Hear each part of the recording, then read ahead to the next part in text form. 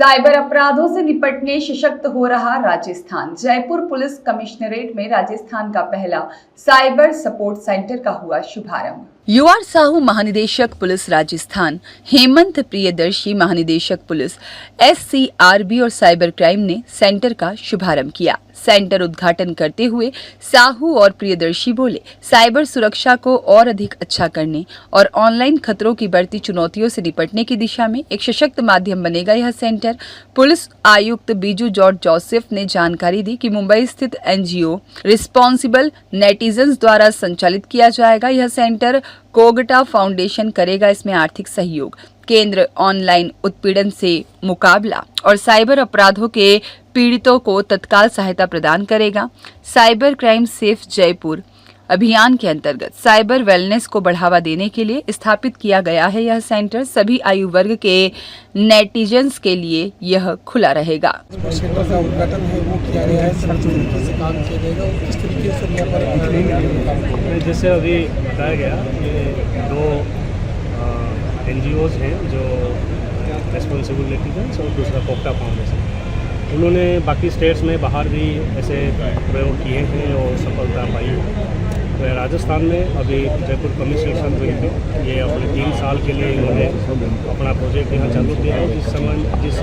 इस पीरियड में वो यहाँ जो आने वाले हैं उनका काउंसलिंग करेंगे, विभिन्न स्कूल कॉलेजेस वगैरह में जाके वहाँ भी लोगों को समझाएंगे डिजिटल वेलनेस के लिए, और किसी को कहीं एडिक्शन की बात है तो उसको भी दूर करने की प्रयास करेंगे। तो कुल मिला के एक जो साइबर क्राइम रिलेटेड एक ये इशू पे काफ़ी एक गैप था, इस पर कोई काम नहीं हो पा रहा था स्टेट में। ये अच्छी शुरुआत है।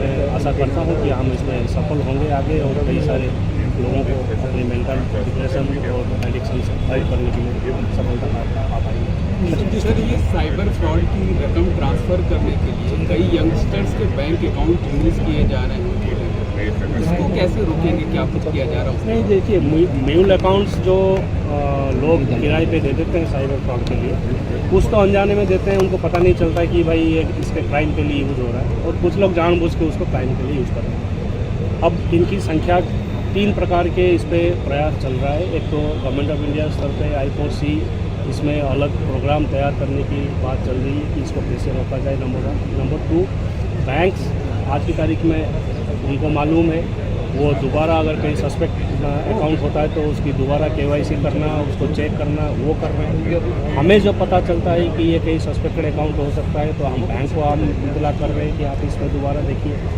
तो प्रयास सभी तरह से करने पड़ेंगे, लेकिन फिर भी जो कहते हैं लालच बुरी बला है, वही साइबर क्राइम होने के पीछे सबसे बड़ा कारण है लोगों के लालच। सर, एक साइबर एक्सपर्ट्स की बेहद पुलिस में कमी है, लेकिन अभी विगत दिनों कुछ साइबर कमांडोज तैयार कराए जा रहे हैं जो जिनकी ट्रेनिंग भी चल रही है। सर, किस तरह के साइबर कमांडोज होंगे, इनका क्या कार्य रहेगा? सर, नहीं, इनका एक प्रॉपर स्कीम डिवाइस पर रखा है इनको ट्रेनिंग के लिए।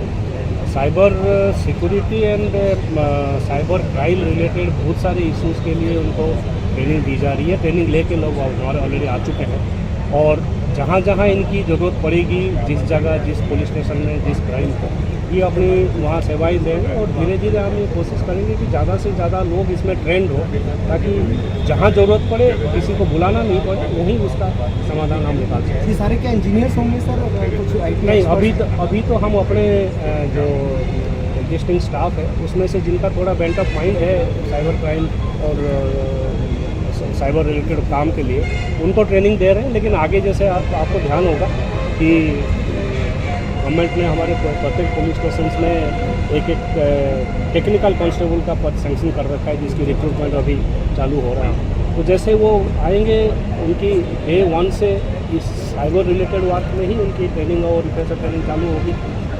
थोड़ा प्रक्रिया लंबी है, बट कोशिश यही है कि हम अपने कैपेबिलिटीज को बढ़ाएं। सर, अभी हाल ही में इंडिया पाकिस्तान के बीच में क्लैशेस हुए, उसके बाद में एक एडवाइजरी जारी की गई हर स्टेट को कि खासतौर पर ध्यान रखना चाहिए। पाकिस्तान लगातार ये कोशिश कर रहा है कि हर स्टेट पर इस तरीके के साइबर अटैक्स करें या लोगों को झांसे में लेकर किसी न किसी तरह की जानकारी हासिल करें।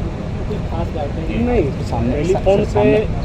टेलीफोन पे बात करके या किसी प्रकार से हमारे डिफेंस रिलेटेड इंटेलिजेंस कलेक्शन करने की ये काम जो है वो तो कई सालों से बॉर्डर पास से चलता आ रहा है।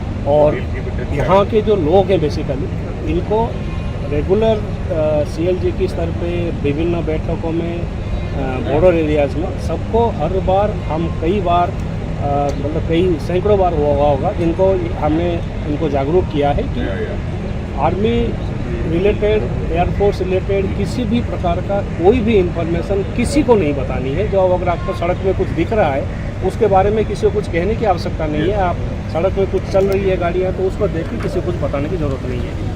ये जागरूकता जनता में है। अभी बॉर्डर एरिया में हमने देखा ये पिछले जो कुछ दिन पहले जो सिचुएशन आई थी उस पर जनता इस बात के लिए बहुत जागरूक थी कि हमें ऐसा कोई इन्फॉर्मेशन सोशल मीडिया पर मोबाइल पर लीक नहीं करना। एक सर अवैध बांग्लादेशियों को लेकर लगातार पूरे राजस्थान में किस तरीके से चल रहा है? नहीं, ये तो जो अवैध है हमारे कंट्री में लीगली नहीं आए हैं उनको यहाँ से कंट्री से बाहर भेजने का प्रक्रिया कई सालों से निर्धारित है, तय है और उस प्रक्रिया के तहत जो कार्रवाई करनी है वो डिपार्टमेंट अपना करता है। पहलगाम घटना के बाद में दोबारा से एक बार उसको स्ट्रिक्टली किया गया? नहीं, ऐसा नहीं है, तो रेगुलरली चल रही है और आगे भी चलती रहेगी कि जो लीगली कंट्री में नहीं है, इलीगल है, उसको तो देश से बाहर निकालने का नियम कानून बने हुए हैं और वही फॉलो होगा आगे भी। Thank you. ब्यूरो रिपोर्ट देश 24 एक्सप्रेस।